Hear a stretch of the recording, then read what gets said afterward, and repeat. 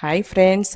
ഇന്നലെ തിരുവാതിര പ്രാക്ടീസ് കഴിഞ്ഞപ്പോൾ നമ്മുടെ രഞ്ജിനി പറഞ്ഞു നിമിഷാമ്പ അമ്പലത്തിൽ നവരാത്രി സ്പെഷ്യൽ നല്ല അലങ്കാരങ്ങളൊക്കെ ഉണ്ട്, കാണാൻ പോവാന്ന്. അങ്ങനെ ഞങ്ങൾ എല്ലാവരും കൂടി പ്ലാൻ ചെയ്ത് അവിടെ ചെന്ന് കഴിഞ്ഞപ്പോൾ ശരിക്കും അത്ഭുതപ്പെടുത്തിയിട്ടോ.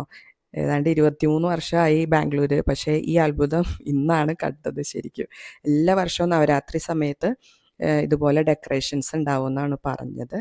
അപ്പോൾ ഞങ്ങൾക്ക് ഇന്നാണ് സമയം കിട്ടിയത് കാണാനായിട്ട്.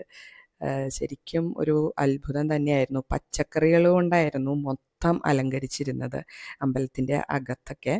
വീഡിയോ എടുക്കരുതെന്നൊക്കെ അവിടെ എഴുതി വച്ചിട്ടുണ്ട്, പക്ഷേ ആളുകളൊക്കെ എടുക്കണുണ്ട്. അപ്പോൾ ഞാനും എടുത്തു കുറച്ച് വീഡിയോസ്. അപ്പോൾ അത് ഇവിടെ ഷെയർ ചെയ്യാണ്. എന്താ പറയുക, ഞങ്ങൾ കണ്ട അത്ഭുതം നിങ്ങളെ കൂടി ഒന്ന് കാണിക്കാമെന്ന് വിചാരിച്ചു. ഇതാ നോക്ക്, പച്ചക്കറിയാണ് മൊത്തം. ചൊരക്ക, വഴുതന, മുളക്, വേപ്പല, അതൊക്കെയാണ്. അപ്പോൾ 10 ദിവസം ഇവിടെ എല്ലാ അമ്പലങ്ങളിലും ഇതുപോലെ പൂജയൊക്കെ ആയിരിക്കും കേട്ടോ. ഇതാ 3 പേര് നേരത്തെ വന്നിരുന്ന് വർത്താനമാണ്. പ്രാർത്ഥനയൊക്കെ കഴിഞ്ഞിട്ട് അവിടെ ഇരുന്ന് വർത്താനോ. അത് കഴിഞ്ഞ് ഞങ്ങളും കയറി അകത്ത്. ഇത് ഫുള്ള് വേപ്പിലയാട്ടോ. വേപ്പിലയുടെ മുകളിൽ ഇങ്ങനെ മുളകും വേറെ എന്തോ ഒരു കായാണത്, പിന്നെ വെള്ളരിക്ക, വഴുതനങ്ങ, അതൊക്കെയുണ്ട് അലങ്കാരങ്ങൾ. ഇപ്പോൾ 10 ദിവസം എന്ന് പറയുന്ന ഒരു ദേവിയുടെ ആരാധനയാണ്. അതായത് വിദ്യാരംഭത്തിൻ്റെയും കലകളുടെയൊക്കെ ഒരു ഉത്സവമെന്നാണ് ഈ പറയണത് നവരാത്രി.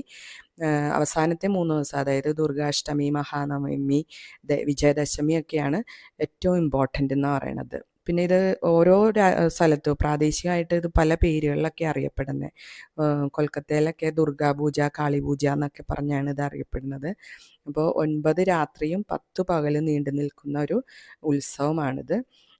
അതിൽ ദേവിക്ക് പല ഭാവങ്ങൾ അത് ആയിരിക്കും കേട്ടോ. അപ്പോൾ ഓരോ ദിവസവും ഓരോ കളറൊക്കെയാണ് ഇവിടുത്തെ ലേഡീസൊക്കെ ഇടുന്നത്, കളർ ഡ്രസ്സുകളൊക്കെ. ഇപ്പോൾ കോളേജിലും സ്കൂളിലൊക്കെ ഉള്ള ടീച്ചേഴ്സൊക്കെ 10 കളറിലെ സാരി ആയിരിക്കും, ഓരോ ദിവസവും ഓരോ കളറ്.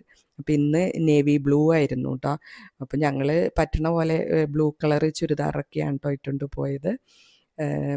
സാരിയാണ് മെയിനായിട്ട് ആളുകൾ ഉടുക്കുന്നത്. ഞങ്ങൾ പക്ഷേ ചുരിദാറാണ് ഇട്ടുകൊണ്ട് പോയത്. അതിൻ്റെ ഇടയ്ക്ക് വളകളൊക്കെ വെച്ചേക്കണുണ്ട്, കുപ്പി വളകൾ. അതായത് ദേവിക്ക് വേണ്ടിയിട്ടുള്ള ആരാധനയാണല്ലോ.